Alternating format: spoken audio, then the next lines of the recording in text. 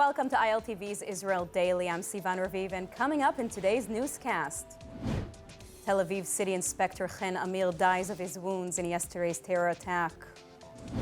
Israel appears to be on track toward acceptance into the U.S. visa waiver program. And after a decade-long wait, Israelis are excited for the Greater Tel Aviv rail start.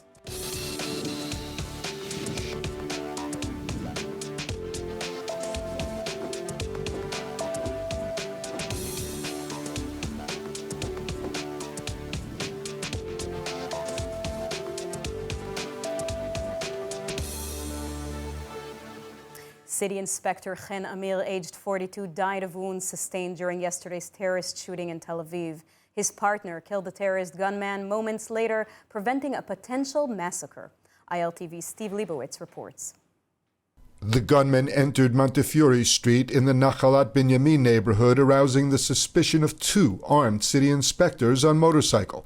They called for the suspect to stop. When he refused, they drove in his direction. Amir was shot and mortally wounded as he was dismounting his motorcycle to conduct the security check. The gunman fired before Amir could respond. His partner witnessed the incident, quickly discarded his motorcycle, and fired at the gunman, killing him. The terrorist was later identified as 22-year-old Kamal Abu Bakr, affiliated with the Islamic Jihad terrorists in Jenin. He has been on the IDF wanted list for the past 6 months for firing at security forces in the terror-ridden Palestinian city. Abu Bakr did not hold a work permit to enter Israel, and an investigation will determine whether he had collaborators to reach Tel Aviv. The terrorist left a note saying he planned to be a martyr. Following the shooting, Amir was taken to Tel Aviv Sourasky Medical Center in critical condition and died hours later.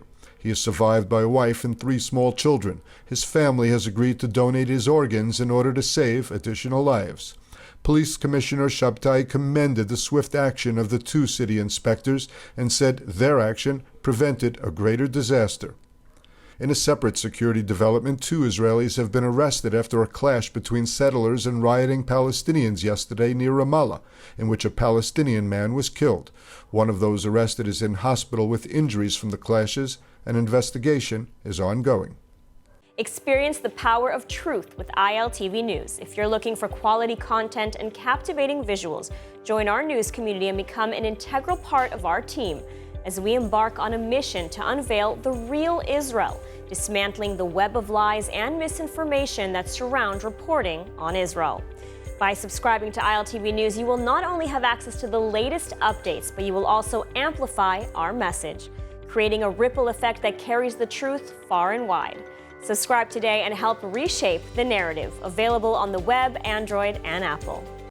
Here with us to comment on the recent Tel Aviv terror attack is former head of the military's prosecution office for Judea and Samaria, Lieutenant Colonel and Attorney Morris Hirsch. Thank you for joining. Thank you. Yet another terrorist attack in Tel Aviv, this time a shooting rather than a car ramming or stabbing. Is it fair to say that the action of the 2 city inspectors prevented a potential mass terror event? I think it's very clear, really, that the actions of those 2 city inspectors really did stop something which could potentially have been very, very lethal. It's really thanks to their awareness, their ability to identify someone as being out of character, out of place, and then to really move in. Had the gunman been allowed to run around, we saw this happening just a few months ago in Tel Aviv, in Dizengoff, not far from where this new terror attack happened. We saw the same type of event, and there we saw 3 people being killed before the terrorist was finally neutralized. So here, really, the awareness of the security forces, whoever they may have been, was really something that did save really a tremendous amount of lives. The gunman was from Jenin and was wanted by IDF for previously shooting at soldiers. He managed to avoid capture for months and entered the center of Tel Aviv with a gun. Where was the failure on Israel's part? I think the failure here has really been long-term to really get into the terrorist cells within Jenin, that ability to not only go in with big operations, as we saw just almost a month ago, into the refugee camp of Jenin, but really to carry out a widespread anti-terror operation in the whole city of Jenin, in its entire environs, because that's where we're seeing this terrorism coming from. That's where the terrorists now, almost in the days prior to Operation Defensive Shield in 2002, where the terrorists understand that they're living in cities of refuge, cities where they can conduct their terrorist activities without any fear of being ever arrested, obviously by the Palestinian Authority, which has no real desire to fight terrorism, but also the reticence of Israel to go in and of the IDF to go in and arrest all of the terrorists in what should be a much more wild-scale anti-terror military operation.